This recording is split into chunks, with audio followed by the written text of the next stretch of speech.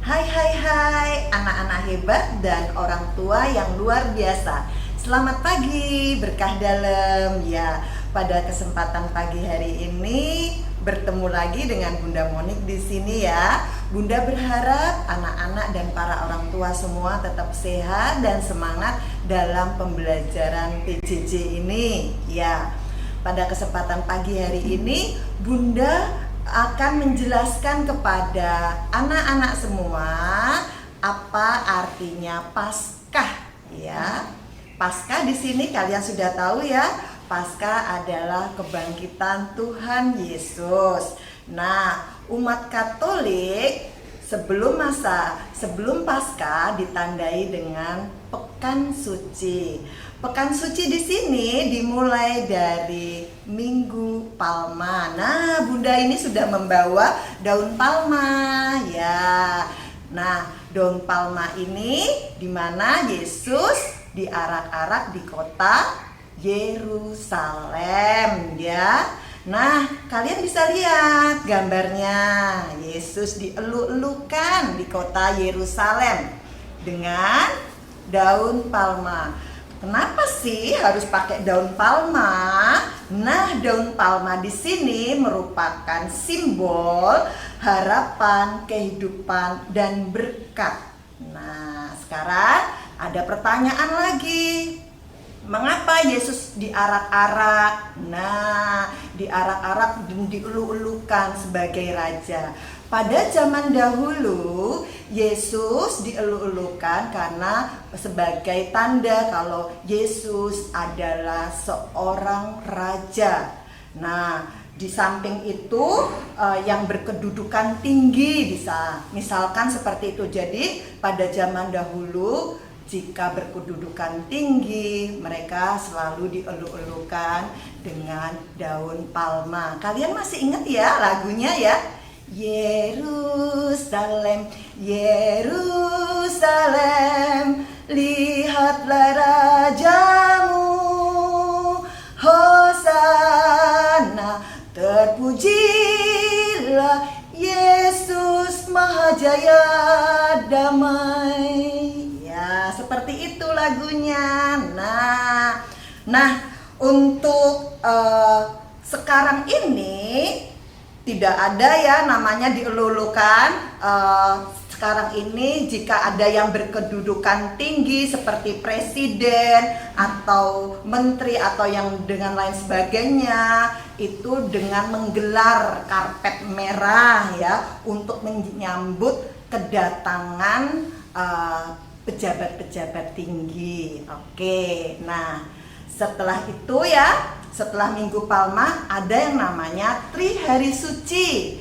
Trihari Suci ini ada Kamis Putih. Kamis Putih nanti akan Bunda jelaskan dari Trihari Suci tersebut ya dengan menggunakan ilustrasi dalam cerita. Oke, tunggu ya. Lah anak-anak bisa melihat gambar di sini ya. Kamis Putih Yesus bersama dengan 12 muridnya. Nah, mengapa sih kita merayakan Kamis Putih?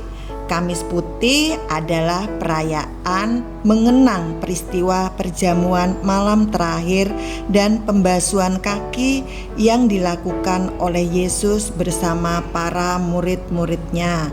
Anak-anak bisa melihat di sini Yesus mengadakan perjamuan malam terakhir dan membasuh kaki murid-muridnya. Selanjutnya merupakan perjamuan makan terakhir Yesus bersama para murid sebelum ia wafat disalib. Yesus ingin peristiwa perjamuan malam terakhir tersebut dapat dikenang dan diteruskan oleh para murid. Pada perjamuan malam terakhir inilah Yesus menetapkan perayaan Ekaristi. Kita mengenangkan perjamuan malam terakhir melalui perayaan Misa atau Ekaristi. Ya. Apa sih kekhasan pada Misa Kamis Putih? Nah, di sini untuk Misa Kamis Putih ada hal yang khas, yaitu pembasuhan kaki.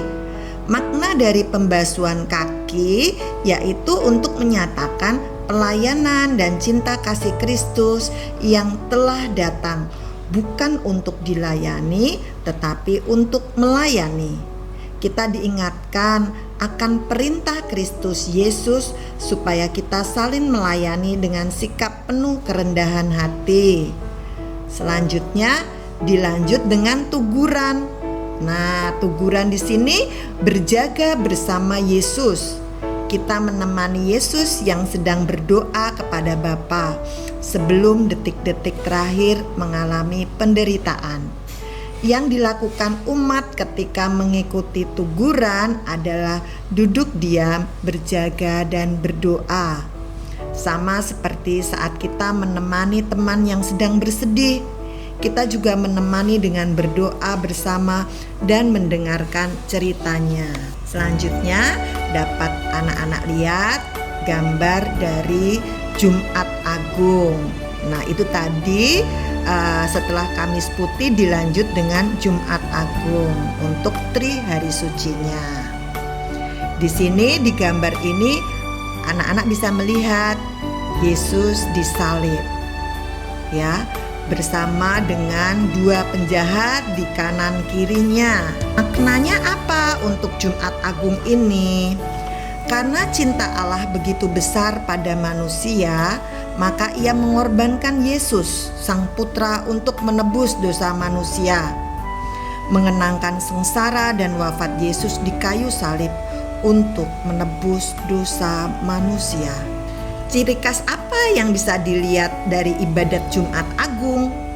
Yang pertama adalah liturgi sabda. Setelah itu penghormatan salib dan komuni. Saat perarakan, suasana hening, tidak ada lagu. Altar dalam kondisi bersih tanpa ada dekorasi dan tabernakel dalam kondisi terbuka dan kosong.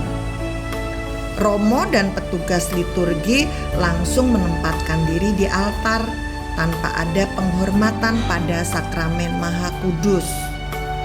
Tidak dibuka dengan tanda salib dan juga ditutup tanpa berkat dari imam. Itulah ciri khas dari ibadat Jumat Agung. Selanjutnya, kenapa sih kok ada penghormatan salib? Bentuk penghormatan kita kepada Yesus yang sudah mengorbankan diri dan menyerahkan nyawanya untuk menebus dosa manusia. Sama seperti ketika kita melaksanakan upacara bendera dan mengheningkan cipta untuk mengenang jasa para pahlawan. Inilah tata cara penghormatan salib. Biasanya mencium salib yang telah disediakan. Nah, bisa anak-anak lihat di sini ya, untuk penghormatan salib pada waktu sebelum ada pandemi. Sekarang ini karena sudah masa pandemi, umat cukup dengan membungkukkan badan ke arah salib atau dengan cara lain, yaitu umat membawa salib sendiri-sendiri dari rumah dan menciumnya saat prosesi penciuman salib. Setelah Jumat Agung, ada yang namanya Vigili Paskah atau Sabtu Paskah.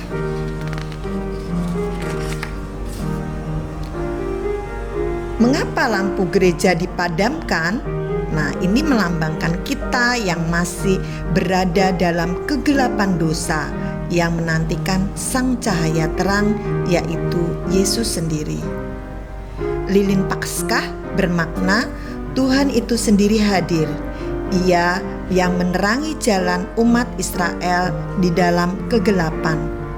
Dan kini Ia pula yang menerangi jalan kita menerobos kegelapan untuk sampai ke depan altar kudus, Sang Cahaya Sejati, Yesus Kristus.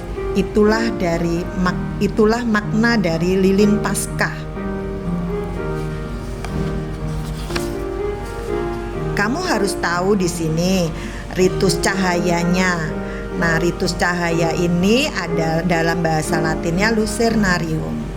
Dari Vigili Paskah, Vigili Paskah ini, Sabtu Paskah, perayaan di tengah malam sebelum hari raya Paskah. Selanjutnya untuk prosesi ritus cahaya ini, prosesinya penyalaan dan perarakan lilin Paskah menuju altar. Perayaan lilin Paskah sering dianggap membawa lilin ke depan altar. Lebih dari itu, lilin Paskah adalah tiang api Tuhan yang adalah Kristus sebagai sang cahaya dunia.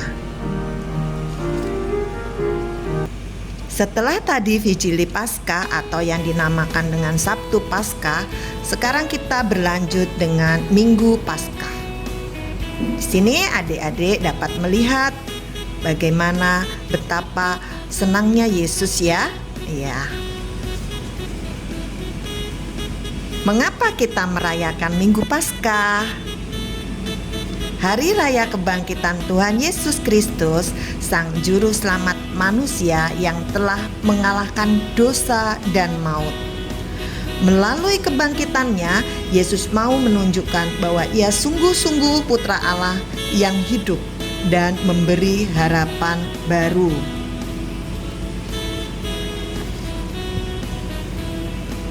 Ada pertanyaan, apa sih bedanya Sabtu Vigili dengan Minggu Paskah?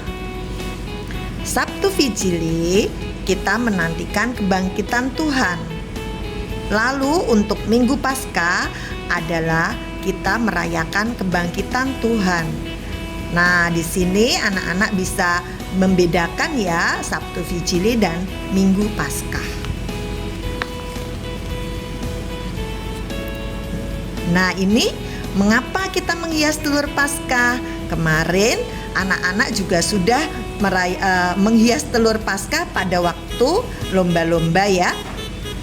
Selanjutnya, untuk telur yang melambangkan kehidupan baru dari manusia lama menjadi manusia baru yang sudah ditebusi dosa.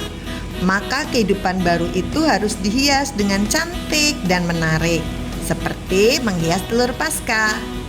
Seperti hidup kita yang telah ditebus dan mendapatkan kehidupan baru, maka harus diisi dengan hal-hal atau kegiatan yang menarik dan positif.